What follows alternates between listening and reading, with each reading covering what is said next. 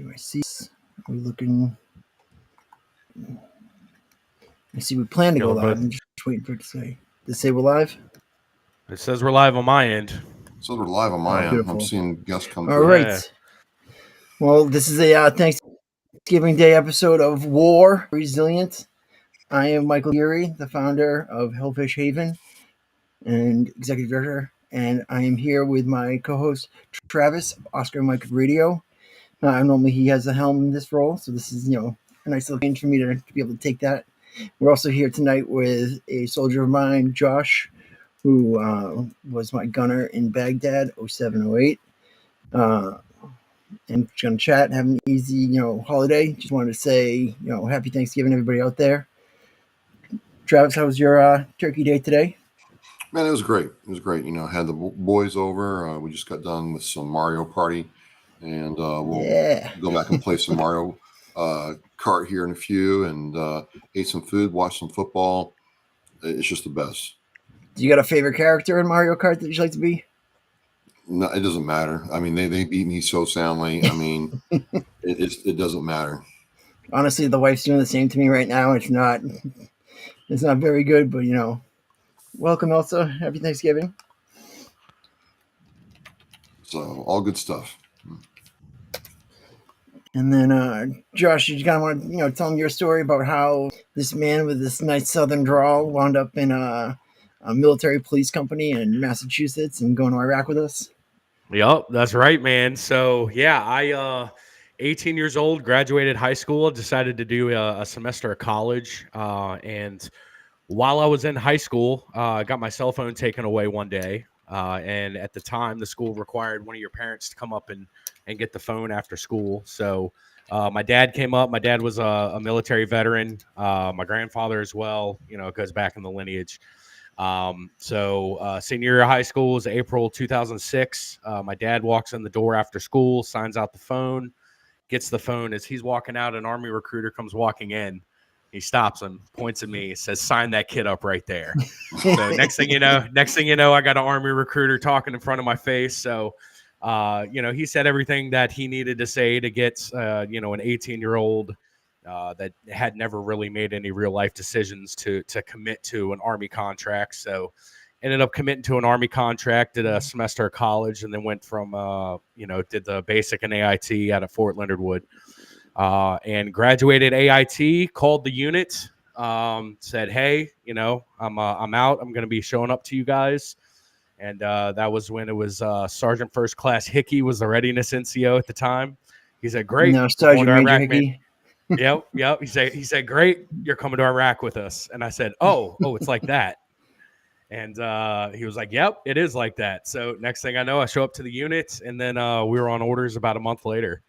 And funny thing about it is I told my dad, I was like, "Hey, Dad, I'm going to Iraq." And he got mad about it. I was like, "Dad, you're the one that told the Army recruiter to sign me up initially, man. What are you getting upset about?" But yeah, it was, I like to tell people, and, I did 2 deployments, but it was my first deployment. And I think, Mike, I'm pretty sure you're the same way. You look back on your time in the military and the deployments that you did, and the first deployment that you always do always hits home. At least, that's what talking to other guys have said. That's how it is with me. We had a great deployment. I was I was 18, 19 years old, man, Bible college student for a semester. And next thing I know, he didn't swear.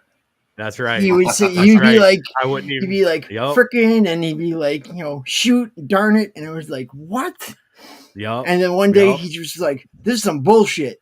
And it was like, "What?" And it was like, "You heard me." I said, "This is some bullshit." And the only thing Mike Geary's preaching to me the entire deployment is drink the beer and fuck the girl. I was like, all right, I can do that. But yeah, I mean, it was, 19-year-old virgin. I just wanted to. That's right. It was the best, worst experience of my life. All the leadership that I learned from Mike, that carried over into my professional life and my personal life now. And it was an awesome experience. And yeah, I mean, it's to see where Mike is now and to see where some of the other guys are now. I mean, dude, it feels like it was another life ago. I don't know how it feels with you guys, but my time in the military, man, it feels like it was a completely different life.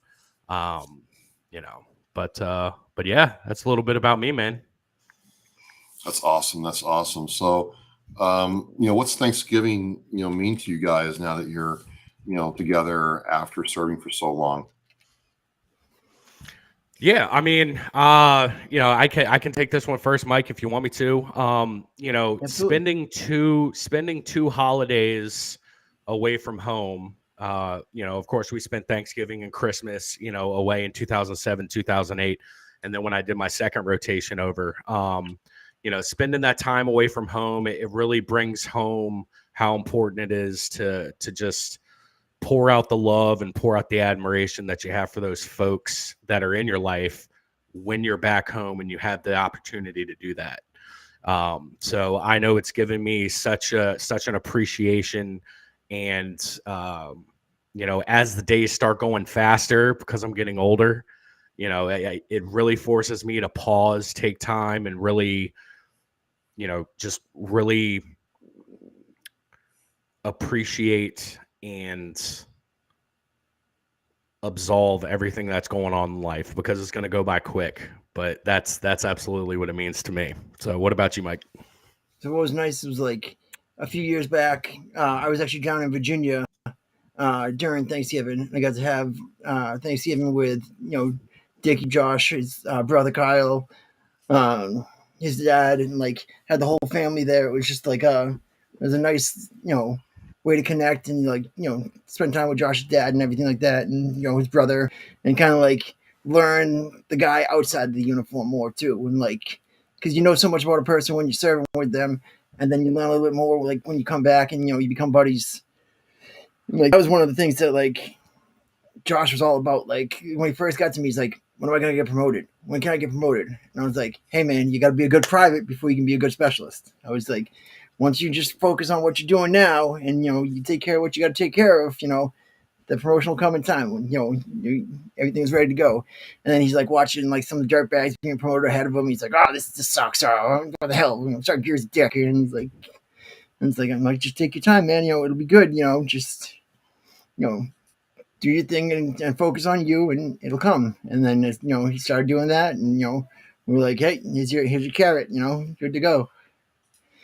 And it's Yeah, like I was super appreciative of that, man, because it forced me to become patient even as a 19-year-old. It forced me to focus on doing the job that I was doing now to the best that I could, and not looking around and seeing, okay, well, how come that person is getting promoted over me? Even when it goes from going from an E2 to an E3 or an E3 to an E4, it doesn't matter.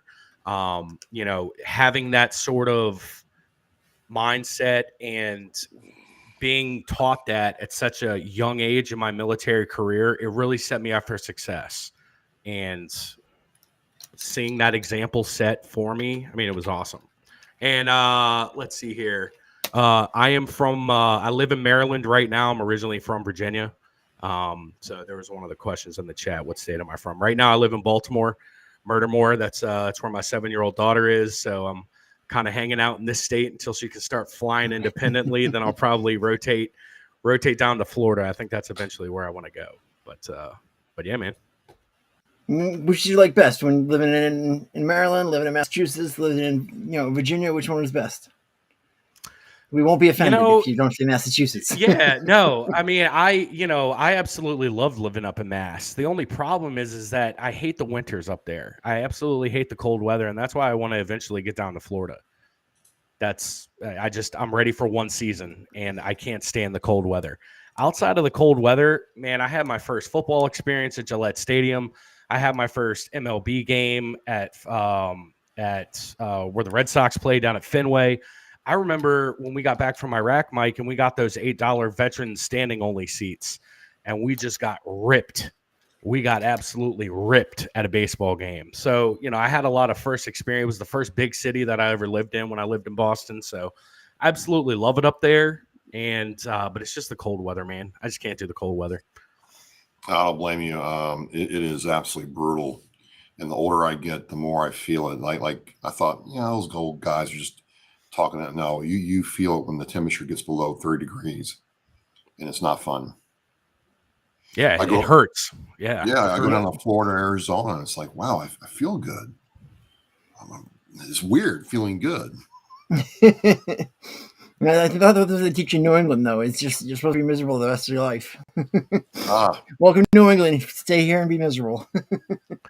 Yeah, I luckily I get to take my daughter in 2 weeks. We're going down to Disney, and then in February I'm going down to Daytona for the 500. I've been doing that for the last 6 or 7 years, so I get to go down to Florida twice over the next 2 months. So I'm looking forward to that, and it's going to be a good time to get out of the cold weather.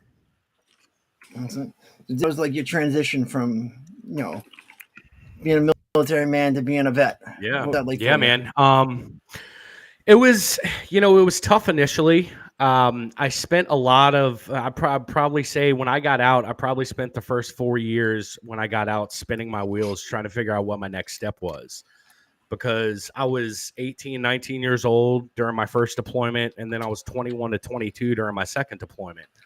And everybody that I graduated high school with, they were at keg parties in college and stuff like that. And I had the world of responsibility put on my shoulders, being a 50 gunner on the front truck of a 4-truck convoy. It's just I had this massive responsibility, and I had that sort of real world experience at a very young age. And what it did was it fostered a sense of following a job and doing a job that was higher than just what my ambitions were. Right. It was bigger than myself. It wasn't only what was best for me. It was what was best for you. It was what was best for Q. It was what was best for the rest of the guys that, we were going outside the wire with every single day. So it was tough finding that in the civilian world, and I struggled with it a lot for 3 to 4 years. I did everything from I got my CDL and I drove a truck, I leased apartments, I cleaned pools, I worked at a Coast Guard yard as a rigger. Man, you name it, I did it. He was a milkman. And then I was the milkman, man. I did that for a year and a half. But it was constantly, and I'm gonna say it probably wasn't until 2018 that I was finally able to settle down and get into a role and get into a job where I was able to sort of still have that mission, but at the same time I was maturing. So I was married at the time, so my priorities and stuff like that started to change in life. And I've been able to settle down since, but it was a rough 4 years after I got out. I would say from 2012 to 2016, man, it was super difficult. And, I questioned getting out so many times I was looking at the website, seeing if I wanted to call a recruiter to get back in, because I miss that brotherhood and I miss the camaraderie and all that stuff. But, luckily where I am now, man, it's awesome. I can look back on it. I can talk to the guys that served and, we can reminisce and stuff like that. And it's awesome. But yeah, it was a little bit of a struggle, but I've been, able to persevere through it, definitely by keeping in touch with Mike, keeping in touch with, Kevin, the guys that we deployed with and all that stuff. Having an open line and maintaining contact with those guys, it certainly helped. Absolutely. So what are you working on now? Besides, that dang nicotine pen that's got you puffing away. Yeah, man. So I got my day job. I don't want to dox what I do for the day job, but I'm still serving the country. So still haven't stopped doing that. That beard is amazing. Man. Of course, bro. I'm very jealous. Can't grow right here, so I will never have a full beard. Got to mountain man it, dude. I one of the guys that I deployed with on my second tour, we went down to Daytona last year, and it had been the first time I'd seen him in probably 2 years, and he just had this beard, bro. And I was like, dude, what are you doing? He was like, man, you got to mountain man it for like 6 months, and then you train it as it's growing out, and then you can trim it, and then you'll get this nice, full, thick, luscious beard. And so that's what I did, and it's been awesome. You saw me with like the no shave profile I had when we were overseas, and like I literally looked like a homeless guy. Like I had a lieutenant come up to me and be like, "Just fucking shave. You look like a homeless dude." Like it's like you hurt my eyes to look at you, and I'm like, "My LT, take it easy. Don't be jealous of this." That's true. Because the rules is like I could have it be like a quarter of an inch, but I couldn't style it. So you had to just let it grow as it be. So I'd have like an L shape here, I'd have a circle of hair here, I'd have a couple scragglies here. It was like I felt like the kid, that shaves a squirrel and puts it on his face to be like, I got a mustache, guys. You just might have to throw some Miracle Grow on it. That might work, but we'll see. Maybe it'll come in one day. But yeah, what I'm doing now, man, I'm still serving the country, still doing that full time. I've been lucky enough over the last couple of years. I've started a real estate investment company, doing some fix and flips and buy and holds and stuff like that. I had a credit repair company that I did for about 2 years, and really started to develop a love for finances and budgets and all that sorts of stuff. I've always been really analytical. But what I'm doing now, we got a couple of the folks that are in here now. I'm a co-founder of a financial podcast. We mainly focus on cryptocurrencies and stuff like that. But we got guys that are really good when it comes to like government regulation and economics and stuff like that. Then we have some absolute crypto nerds that will nerd out in different ecosystems and different coins and stuff like that. So it's an awesome sort of group that we have. And we were born out of an investment club that we were in. And, we're really doing some cool stuff. We're growing our channel, growing our community and everything. So shout out to those guys that are in here. And it's called DGen Roundtable. So see one of the questions in here. If you guys Google DGen Roundtable how do you spell it, YouTube, Josh? Yeah, it's DEGEN, like degenerate. So DGen, and then roundtable is the second word. You guys throw that into YouTube, you guys will be able to find us. But yeah, man. So that's what I'm doing, just doing the content creation thing, and just trying to spend every day that I can with my daughter. I'm divorced now, but me and my ex-wife are still extremely cordial, and we both realize that it's important to raise our daughter in a cordial environment. So my daughter's actually in the other bedroom right now watching the tablet while Daddy's doing the podcast. So spending as much time with her, man, and just that's what I'm up to nowadays. And now, who was that lovely man that was the priest at your wedding? Oh yeah, bro. Yeah, that was you. Yeah. Yeah. Big BMG married me and my ex-wife. Yeah, that was awesome. So I literally get kicked. Like I'm sleeping on a couch in somebody else's room. I don't even know whose room I'm sleeping in, because I had been getting white girl wasted the night before, drinking Jaeger till I puked black later in the night. And then, because I was like, I'm going to be an usher. I'm like, all I got to do is kind of stand there, sway a little bit. I'll be all right if I get the sweats or whatever. I just got to stand there and stand behind, Dickie, just be like, you got this. That's it. That's all my job is. And then all of a sudden at 6 a.m., I feel like the bed starts shaking. I'm like, what? And somebody's kicking the end of the bed, the pull-out couch. And they're like, hey, can you marry us? And I was like, yeah. Just let me sleep for another hour. I was like, just one more hour. All right. So all of a sudden, another hour goes by. I get up. I'm like, what just happened? And it's like, all right, you're in. And I'm like, all right, go online, find, thing on the iPad real quick. Does this work for you? Does this work for you? Yep. Let's do this. And, got to come out there, and they had like a baseball themed wedding. So I came out as the umpire. Yep. But everybody hadn't updated the play card, so it still said I was just like this priest from a church. And so I came out, after the introductions with a beer and a flask, and somebody's like, I want to go to that guy's church. Yeah, something that came up, and the guy that was going to be marrying us, he had to pull out at the last minute. So luckily Mikey was there, and he was able to marry me and my ex-wife, and it was a great time, man. It's just one of those, it's just another one of those experiences that we can check off, dude. You remember when we went down to the Dominican Republic when we got back from Iraq? That Absolutely. Is still like one of the best vacations that I have ever been on, bro. It was crazy. It was you. Yeah, it was you, me, and like 7, 8 other guys, man. And we just went bananas down in Punta Cana, dude. That was phenomenal. And like we had got a couple guys that like lived there, like grew up there. So they like were able to show us like the actual like Dominican, like I feel like real DR, not resort DR the whole time. Because they took us like to local markets. They brought us to like this place where we went to the beach, and like you order the fish, and then they go out and catch it and bring it back and cook it.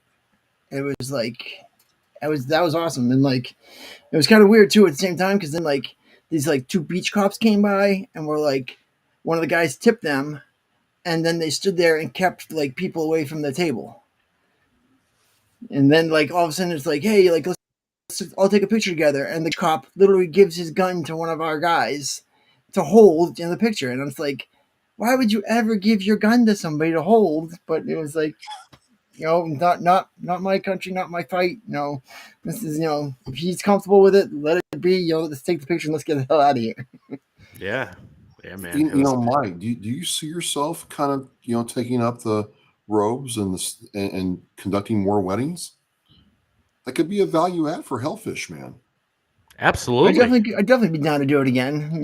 I've done two so far, and I'm 50-50 on whether they work. So I got to increase my numbers. So anybody out there, because actually, you think about it, you're married before you actually do the wedding. Yep. Yeah. When you get your marriage license, then you're married. Yep. This is just the icing on the cake. Yeah, it's a performative, Exactly. Mm-hmm. I think I like to make it quick too and get right to the party. Like that's what people want. People want that reception. That's right, man. That's right. And especially if you're officiating the wedding and then next thing you know, you're doing a keg stand at the reception, bro.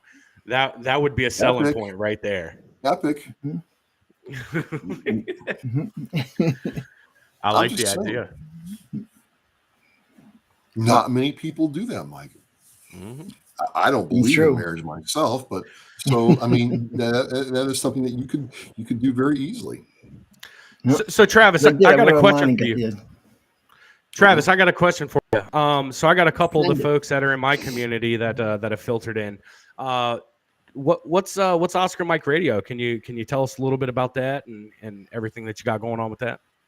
Well, we're the interviewers, so interviewers can't answer questions. Okay, all right. I'm kidding. So Oscar Mike Radio is a podcast that's been running since 2016. It's about military and veterans, affairs, history, stories, people who served, people who support what we're doing in the military. I have over 370 shows. It's how Mike and I got connected. And it's been a pretty good thing for me. So it's a weekly show. Comes on. Travis was interviewing for a project he was working on, and we met at a studio down in Stoughton or Easton? Yeah, Stoughton. Yeah, down in Stoughton. We met in the studio down there, chatted up, and then I was kind of like thinking of like a way to like come up with war, and like we were just talking. I was like, you want to do like a live show where we welcome other vets on, let them know what they're doing, just to show that the life after service. So with Hellfish Haven being it's a very niche thing where people like video games or they don't like video games. So it's like we try to set up the gaming nights that we do. Like we'll do video games, card games, board games, everything now, and like did a little more than when we first started. And so that way we would reach more people. But like with that, we weren't reaching everybody all the time. So like I figured if we came to where everybody was online, and that's where war came from, and we've been doing it since February. Just checking in. We've had some awesome guests, like guys from Project New Hope came on, Boston Warriors hockey. Like it's been almost a full gamut of like just seeing veterans do like amazing things and like being able to share that with the audience and like having veteran service officers come on and like explain what's going on. When the PACT Act came out, we did a special on that, like, and just really letting people know like what's available to them and like how it's out there, because it's very overwhelming to like try to find stuff on your own. And like if you have a friend and know a resource, that's we always want to share that here. Yeah, absolutely. And the work that you guys are doing is phenomenal. And every single veteran, every single military member is going to get out at some point. And that's a difficult road to walk down, depending on how your career was and the amount of time that you spent in and the connections and stuff that you made. And I know that it can be daunting. I mean, I know it was for me. And, Mike, I know the road that you went down. And I know just how important it is to be able to provide those sorts of resources and provide that assistance, man. And that I remember when you created Hellfish, and I remember the discussions that we had around it, coming out of the situation that you were in, and then just seeing the purpose and seeing the dedication that you had behind it, dude. It's just absolutely awesome to see the growth, and it's awesome to see the partnership that you guys have. And it's so cool. It's absolutely essential that you guys continue to do the work that you're doing, continue to expand, continue to grow, and be that sort of beacon and just provide as much assistance as you can. I know I had a rough road. I didn't really seek out that much help, but then again, I don't know. I've lived in Massachusetts, I've lived in Virginia, and I've lived in Maryland. And to me, honestly, I don't think anything can beat the veterans assistance that you can find in New England versus other places in the world, at least down in Virginia and at least up here in Baltimore. It's just something about the support that the veterans get up there in Massachusetts and New Hampshire, just that whole New England area. It's awesome. And, I remember when I came up for the 10-year anniversary for our deployment, man, and just talking to some of the guys, that were being helped out by the VA. They had everything taken care of. And there's still some guys that I know from down in Virginia and up here in Maryland, man, that are still fighting for stuff. And it just seems like the veterans presence that's up in New England is just so superior to everywhere else that's in the world. And if you guys can venture out into other areas, get out to the Midwest, get out to the West Coast, get down south, and you guys can just continue to bring that energy and that passion that you guys have, and you can extend down there, I mean, you guys are going to be on fire, and it's just going to be awesome to see. Well, thanks a lot, man. I mean, a lot of that's in Oscar Mike Radio because every veteran gets out, like you said. Every veteran has a different story, a different challenge, a different way to go. I gotta give a big shout out to my guy, Guy Benzine out of Hawaii, Navy veteran. Started doing the Blue Note Fan Report. It's an awesome hockey podcast. He's featured now in Addie's magazine, and that's just a thing, right? There's different things that veterans do, whether it's like yourself, you're in money management, you're doing stuff with cryptocurrency, you might have another one trying to start their own business. But, we're a community, or a society rather, a culture where we have to reinvent ourselves when we get out. And sometimes we have to reinvent ourselves 2, 3, 4 times before we get in our groove. And you think about it, a lot of people that you went to high school with, or even college, went to college, if you went to college to be an accountant or a doctor or a teacher, you've probably been a doctor or teacher the last 30 years of your life. Nothing wrong with that. But you serve for 4 years, 12 years, or 20 plus. It's a big shift to leave that culture, come back into the world, and reintegrate. So I think it's important to stay together. I think it's important that we have this time, even on Thanksgiving night. Hey, we're digesting pie and the tryptophan's not kicking in yet. Let's get on and put the word out there. So that's kind of the DNA of what we do, and we are resilient. We are war. Absolutely. Couldn't have said it better. And we do. We just appreciate it for the audience that tunes in and watches, and the guests that come on. And like I said, one thing I've always preached is that knowledge isn't something that you should keep and hold as currency. Knowledge is something that if you get, you should share it. Because that's the best way to take care of our community is to share the knowledge that we have and the success that we have here and there, and however you can do that.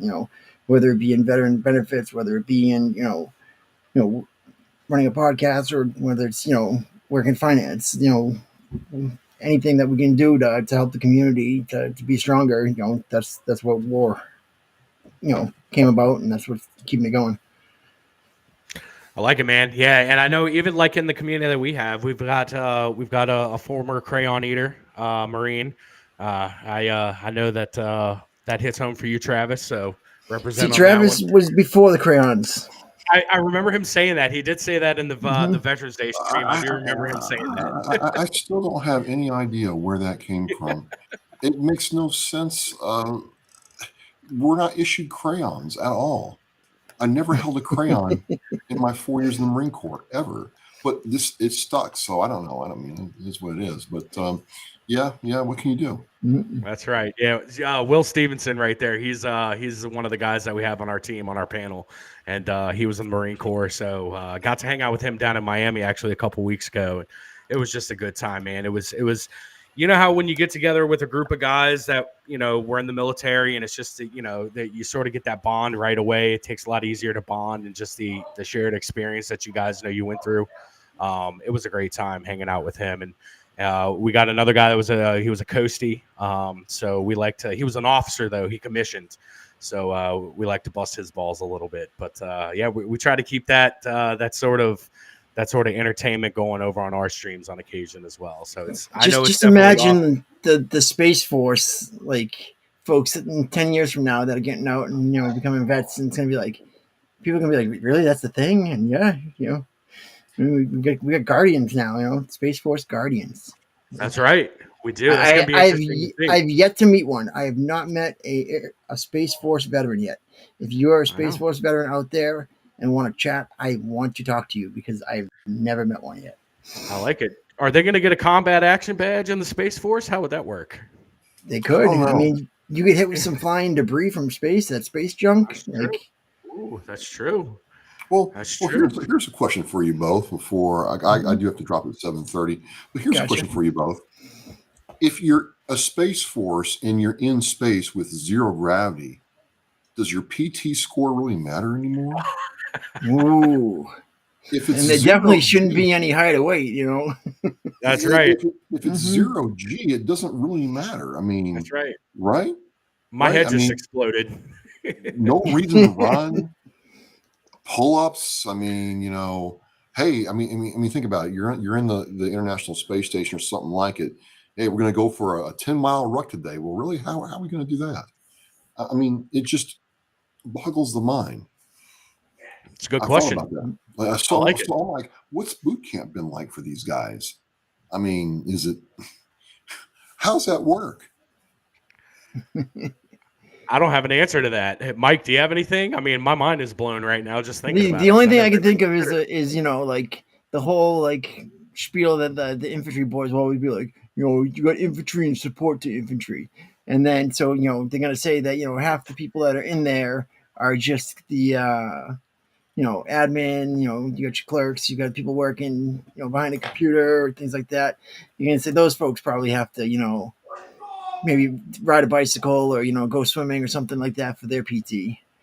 And then, but everybody else, should be exempt. But, of that, how many are going into space? Maybe 10 or 15. And it's probably, you got to probably be like a lieutenant colonel or a full bird to actually even go out there. Like, so I want to know, are you send some kid like, that's been in the service for, 2-3 years up to the moon to do anything, or are you going to wait and trust that, more senior leadership? That's what I can see about the Space Force is like, how are you going to have somebody join right away and then give them like this crazy responsibility about being in charge of space? Like, what? All right, Travis, we thank you for your time this evening. Josh, you want to keep going for a few more minutes? Yeah, we can do that, man. All right, cool Travis, we're going to go for some more. Yeah, man. I'll check you out as I get ready for my next thing with the kids. But Josh, what a pleasure meeting you, man. And really cool hearing some of these stories with Mike. And happy Thanksgiving to you all out there. Yeah, man. You too. Great meeting you. Thank you. Another episode of Oscar Mike Radio at 8:00. Oh, that's right. That's right. It's the replay of the C-SPAN show. So if you're so inclined, give that a watch, and we'll see you next week. All right. Thank you very much, Travis. I will send you out. All right. Yeah, man, I can go probably for another 10, 15 minutes. That'll work for me. That's fine. I promised my daughter we'd watch a Christmas movie tonight. So you got it. We'll shut down in 10. Yeah, that works. I have a screaming daughter banging on my door that's had way too much chocolate today. And like, as soon as she has a chocolate, like, it's like 15 minutes, and all of a sudden it's just like, boom, boom, and like she's like banging her head. She's like, yeah, and it's like, oh my goodness. It's like, I don't remember ever being that excited about anything in my life. Yeah. So, question for you, man. I know you're the interviewer and all that, but just this question just sort of popped up into my head. I'll answer, but I want to ask you the question first. How much different was because you did what did you do? 3 combat deployments to Iraq, or did you Yeah, do 3 4? You did Iraq, 1 3 to Kuwait. Iraq. Yeah, 3 to Iraq, 1 to Kuwait. Kuwait don't count. Yeah. So how much different was 2005 when you were, 2004, 2005 when you were E3, E4 Geary, compared to 2009, 2010 when you were a squad leader, and then I think you got promoted to a platoon sergeant too during that deployment, right? So what was the difference in the war at that point for you? Like, prior to Portrayus and then after Portrayus, like what was that experience like for you? Like I got to see the whole thing. Like for me, like I saw like it go from being like a Wild West to like being, the hearts and minds and the whole like, with your host nation and like having that partnership and building it up. And like I really saw all that, happen like over the time, because it literally went from being like we own the road in '04 to like in our tour we had signs on the back of our trucks that said stay back, or you will be engaged. And then my third tour, it was integrate as you can. Like the signs literally said convoy ahead, just slow down and be careful and go through it, with caution. So it definitely, it took some time to adjust each time, and like you used to the rules of engagement again and everything, and like, and everything's based off the status of forces agreement that you have with the nation, and like what you can and can't do.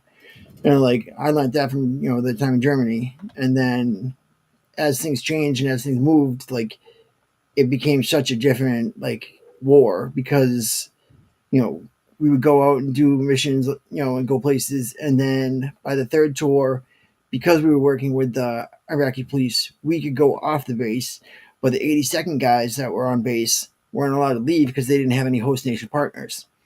So those guys had to stay at the base and like open up the gates, and like they had to do like that stuff and like the gate guard and like all that, work the ECPs and the towers, while they're watching a bunch of National Guard MPs go out and do everything. And it was like you really saw that change of everything. But I feel like I was doing like the coin stuff like on my first tour too, because I had that little kid that we threw a teddy bear to.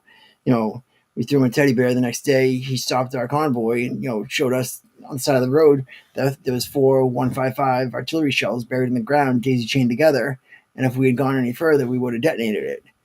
And so it's like we were doing that stuff, as soon as we got there, because as soon as we saw like what was going on the ground, and having that, having a guard unit or a reserve unit, you have people from all different backgrounds with you. It's not just, everybody's not just an MP, you got guys that are mailmen, you got guys that are, cops, you got guys that are, everything you can think of, plumbers, electricians. It's great because you can, get your own internet hooked up and stuff like that, move satellite dishes if you need to, and like, because there's a skill, somebody's got it.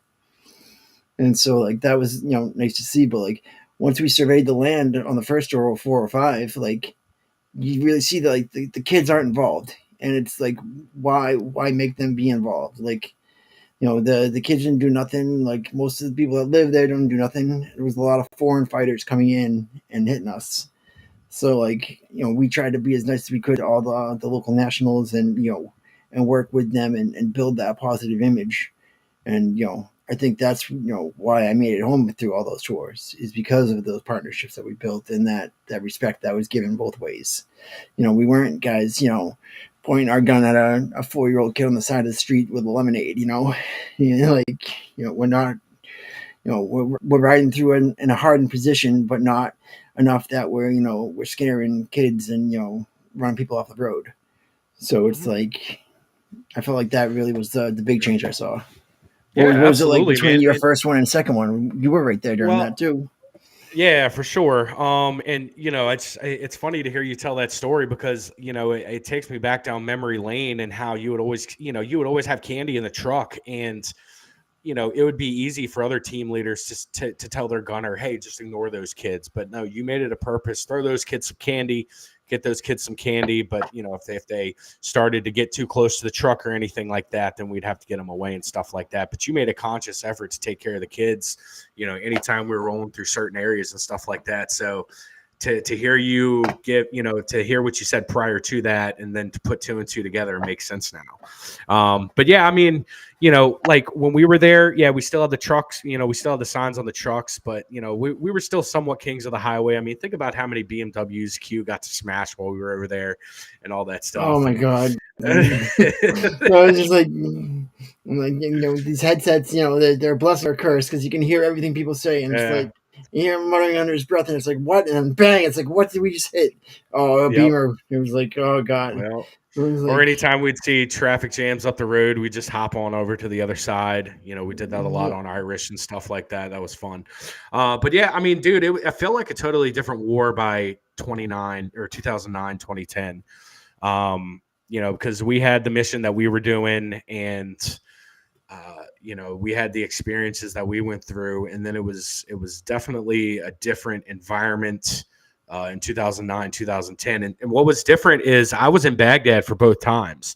So I got to see how Baghdad was like middle to the tail end of the surge in 2007, once Petraeus came, the MNFI commander, and did all that stuff for the surge. So I got to see that. And then I got to see a year or 2 years later, what the updated status of the forces agreement looked like and all that different sorts of stuff.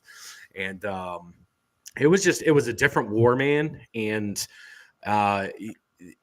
I'm thankful for the first one, because if I hadn't have gone through the first one, then I wouldn't have been able to be a mentor to the guys that I had on my second tour.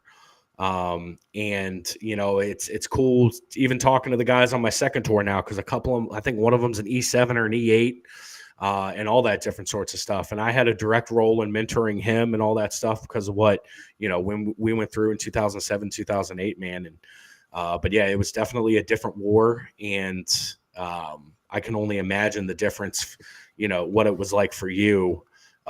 Even going from Baghdad, I mean, you were Tikrit, and then Baghdad, and then Anbar for you, correct?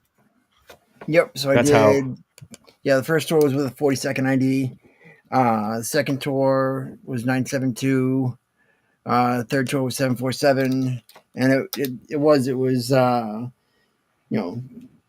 I went from being a gunner to a team leader to a squad leader to a platoon sergeant each time I deployed. So it's like I went up each time with more responsibility and like more experience, and like it definitely builds upon each one. And like you have certain things about each one that you enjoy.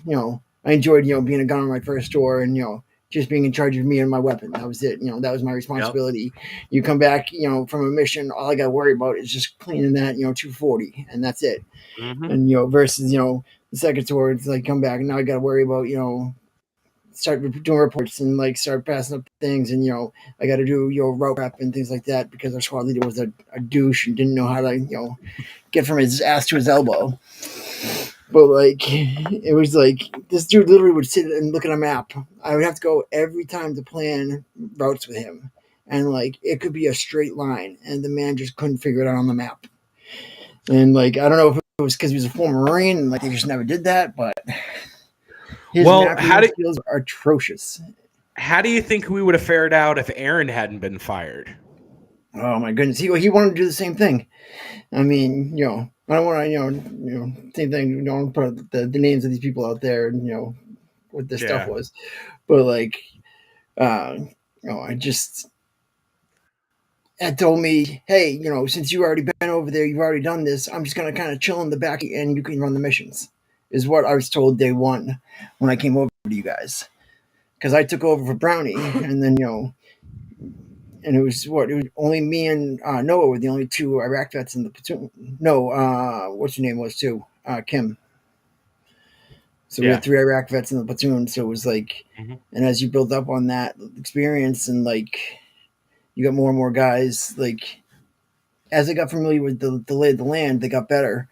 But like some of them just were like so dead set and like, this is how it's going to be done. We're going to do it this way. And even like that time, like the squad leader got mad at us for clearing your weapon. Remember, we pulled over to clear your 50 cal when we came into into Baghdad, and he wanted us to ride hot all the ways to drop off this captain. And it was like, an O3 is a dime a dozen. Like an O3 is like a private. Like you don't really have to, suck up so much to this captain like you are. And like he wanted us to go in hot, and like I just didn't feel comfortable with it. And I was like, we're gonna clear it. And, I still look at that every now and again. I'll go through my military paperwork to make sure I'm not missing anything, or like I've got everything that I'm looking for. And I'll see that counseling statement that he wrote and then never signed. Yeah. And it was like,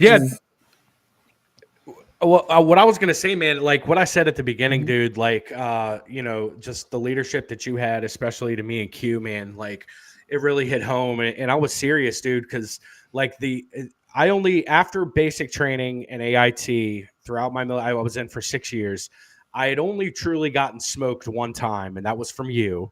Do you remember what the situation was? We were at Fort Dix.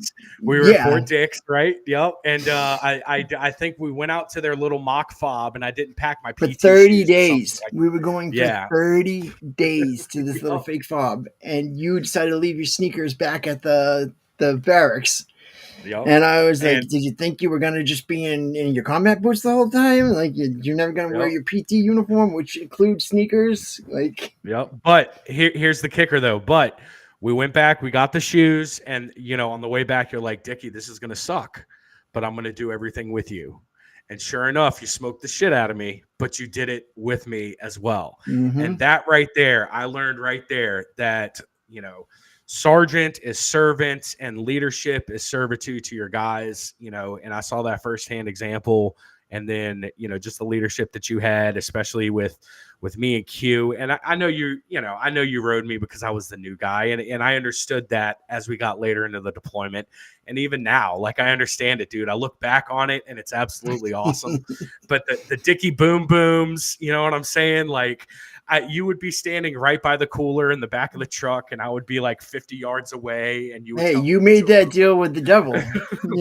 You said, hey, I said, hey, Dickie, I will buy these boom booms and keep this, cooler stocked in our truck, but you got to get one for me anytime I need one. And, because I was figuring, he's up in the gun, he can reach in the cooler while I'm in the front seat. I can't really get back there with all the gear on. And so I was like, all right. But then I just took it to another level because I was like, I'm going to do this on base too. And like, you see Dickie talking to one of his friends, and I'd be like, boom, boom.